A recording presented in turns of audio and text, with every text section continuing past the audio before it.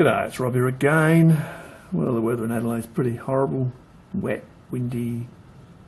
Well, it's cold today. It's quite good in the shed, but it's been freezing, and I was doing a few catch-up jobs, just mucking around, as they say, mucking around. So, what am I doing? Well, I'm doing something today that I've never ever done. In all the time I've had lathes and been mucking around with metalwork, I've never ever knurled stainless steel. I've machined plenty of stainless steel. It can be a pig of a thing, a pig of a metal to machine. It can be very gummy. Depends on the stainless steel, but it can be gummy. And it can pull tooling offline. It can do all sorts of weird things. It can be really hard, or it can be quite soft too. This is some stuff the old guy at the back, neighbour at the back, gave me, and I've never used this stuff, so we'll see how it goes. But just machining it, centre drilling it, yeah, it's pretty gummy stuff, and it tried to pull the centre drill offline, so yeah, it's that sort of stainless steel. So what are we going to do? Well, we're going to knurl. I'll just go with the coarse knurl. It's going to be a grip for a little screwdriver. I'm going to just reclaim this screwdriver blade that had a crappy plastic handle on it, You think, oh, why would you bother? You can go and buy a screwdriver. I hate wasting stuff, and yeah, it gives you something to do. It's all achievable.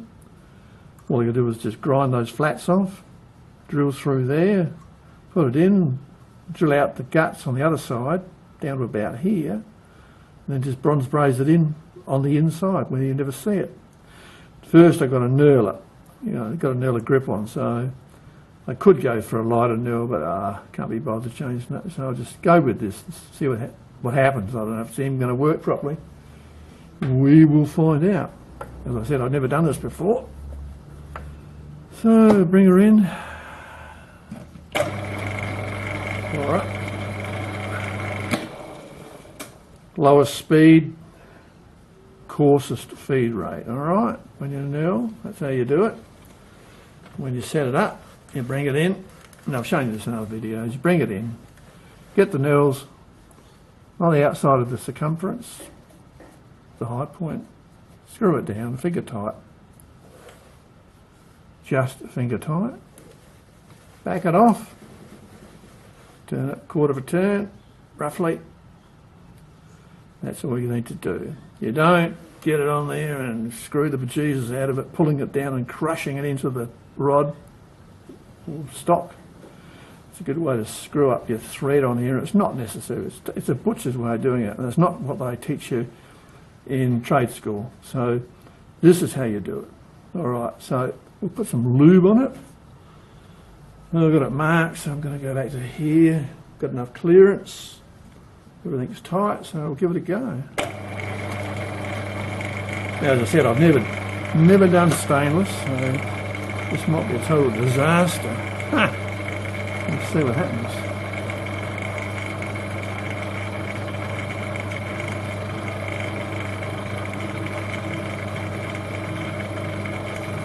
And we'll feed her in.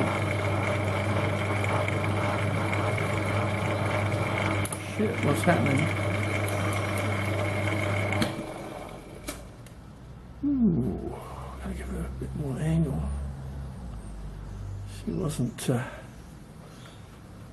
We should be able to feed in again. It should pick up the pattern. I'm going to machine that back anyway, so it's not going to matter anyway. But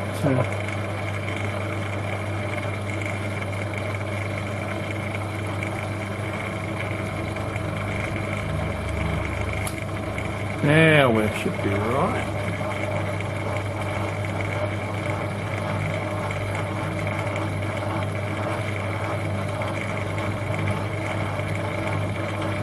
No, we're not right. Ooh. Oh, it's doing good now. Just is twisting on me. Alright, one more go.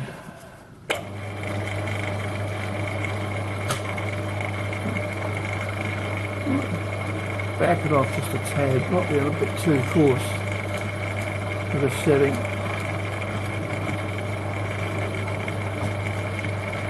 No, that was right. Okay.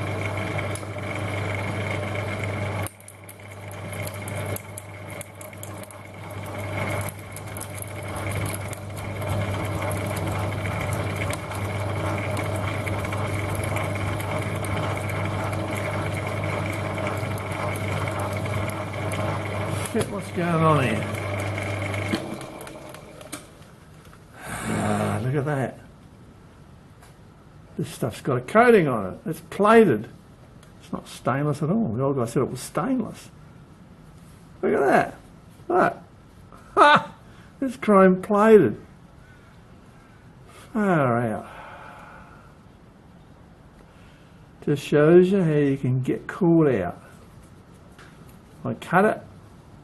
Now, I didn't machine it back. See, I was just gonna knurl it in the rough state, because being in there, any blemishes will get covered up. And I couldn't understand why it wasn't feeding properly. It's chrome. Far out. Well, there you go. Happens to the best of us and the worst of us. Bloody chrome. Right. Here's a bit that broke off. Just shows you, when you play with it around with second-hand metal, you never know what the hell you've got. I would have bet anything that was bloody stainless steel. But she ain't. And even cutting it, it was so, you couldn't tell by looking at the end even, because there was no colour difference. Well, there's one for you. I put up all my successes and my crap outs, and that was a definite crap out. There you go. It happens to all of us, and yeah, I definitely need a beer after this one. See you next time. Cheers.